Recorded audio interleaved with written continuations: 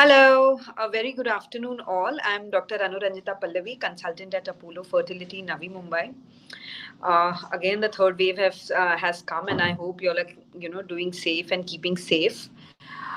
So my today's topic is very sensitive. What I mean by sensitive is because it causes a lot of mental trauma to the couple.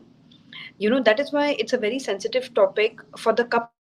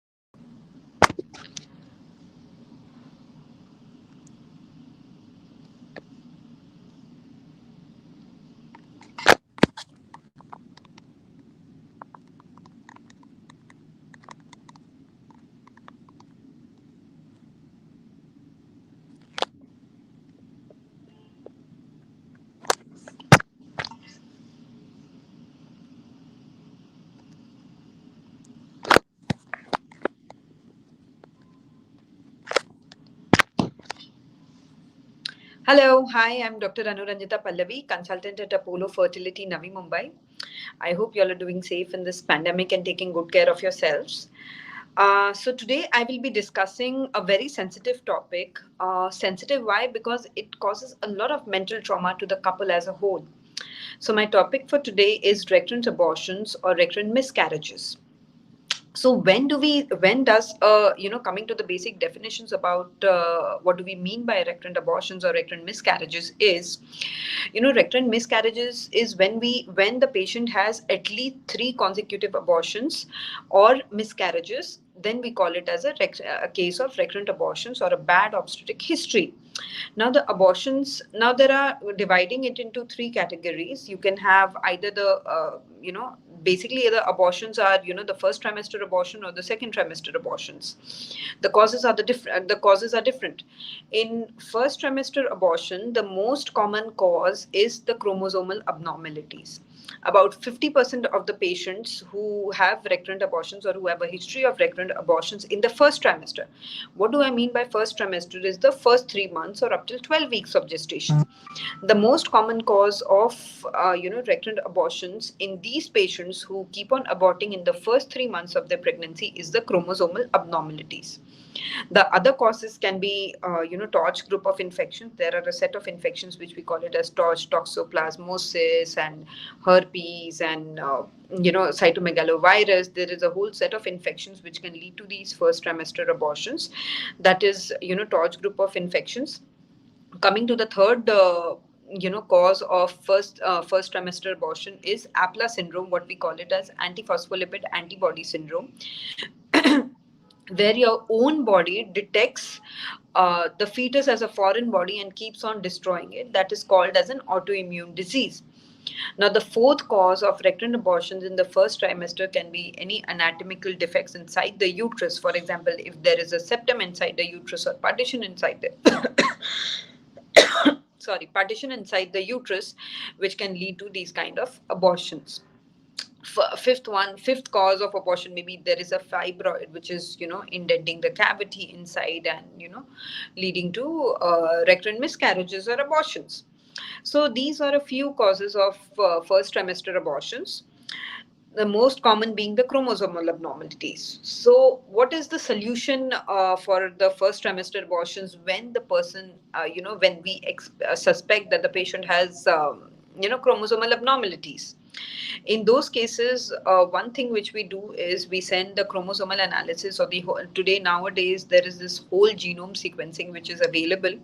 So we go for either the karyotyping of both the couple, or we can go for the whole genome sequencing of both the parents, and then find out where is the problem and what is the problem, and then how to deal with it. For example, they have been diagnosed with a particular chromosomal abnormality. Then in those cases, we recommend that they go ahead with an IVF. But then simple IVF will not help in these cases because they are getting pregnant themselves also. We are not going to do anything exceptional if we do, a plain IVF for these patients. In these patients, what we recommend is they should go ahead with the IVF plus a genetic screening if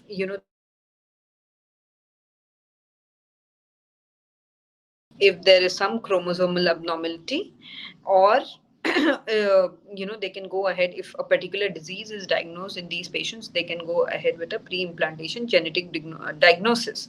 So IVF coupled with PGS or PGD definitely helps in these patients who have recurrent abortions due to chromosomal abnormalities. Coming to the second aspect is the Apla syndrome, or antiphospholipid antibody syndrome. What I told is, it is an autoimmune disease which keeps on, destroying taking the fetus at the foreign and keeps on destroying them. In those cases, we put them on blood thinners and steroids, throughout the pregnancies, which can help them continue the pregnancy till term. Thirdly, about TORCH group of infections, TORCH group of infection specific medicines are available, which we put them on medicines and defer them to get pregnant for at least 6 months to 1 year. Suppose if cytomegalovirus they come positive with, or toxoplasmosis, then we can put them on tablets, and we defer the pregnancy for 6 months to 1 year. Any abnormality associated miscarriages or the abortions, in these patients, what we can do is we can go ahead with the specific. It's a specific treatment. Suppose if we have if we have a submucosal fibroid which is projecting inside the cavity, in those cases we go for hysteroscopic myomectomy, where the fibroid can be removed. Or if there is a septum which is causing partition inside the uterus, then we can go ahead with the septum resection, a hysteroscopic septum resection for these patients, which can help us overcoming the anatomical defects. So these were the few problems causing the first trimester abortions and the solutions to the first trimester abortions. Most common being the chromosomal abnormalities, which I have mentioned. Secondly, the Apla and the TORCH infections. And thirdly, you have any uterine anomaly or the fibroid. So the treatment is directed based on the diagnosis. Sometimes we can send the karyotyping of the fetus also to know whether the fetus was abnormal or not. For example, if the parents are normal, but if we send the karyotyping, we might find trisomy 21 or trisomy 13 in these patients. So we can go ahead in these patients, maybe with IVF with genetic screening, PGS, which will help in implanting or the transferring the embryos which are genetically healthy in these patients, and which can lead to pregnancy till term. So these were the causes, and then plus the other hormonal causes of recurrent miscarriages and recurrent abortions include thyroid problem. So we have to when we do an ANC profile in the patients, we always do these baseline tests just to correct all these hormonal imbalances. Sugars are there. So we always, whenever the patient walks in for the first ANC consultations, what we advise them is, go ahead with basic ANC profile, which includes like the CBC, hormonal analysis, thyroid, sugars, so that anything which is diagnosed, in the first trimester can be corrected, and hence recurrent abortions can be prevented.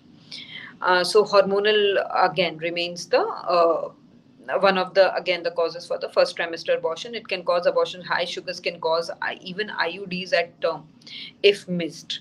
So the baseline test, the sugar testing during pregnancy remains also a major investigation as the pregnancy advances. Now, coming to the second trimester abortion, one of the most important cause of second trimester abortion is a cervical incompetence, where maybe due to, what I mean by cervical incompetence is, the cervix has to remain closed as the fetus is growing inside. But what happens is sometimes, it is weakened, due to which, or maybe there were maybe some surgeries in the past which can lead to weakening, or the cervical surgeries were there which can lead to weakening of the internal os, and it opens up as the pregnancy advances. So cervical incompetence, that typically the patient presents with the second trimester abortions, which is usually painless. And one of the most characteristic feature is it is usually painless. The cervix just opens up and the fetus just comes out. So this is one of the characteristic feature of incompetent cervix. So in these patients, what we recommend is they can go ahead with a cervical stitch, either laparoscopically or vaginally. What we recommend is a cervical stitch, which helps in opening up the cervix, and the pregnancy can be carried out in such patients. Other causes definitely remain the same, like the not the chromosomal, the for example, hormonal problems can also lead to second trimester abortions, or any anatomical defects where the fetus grows and then ultimately leads to abortion. So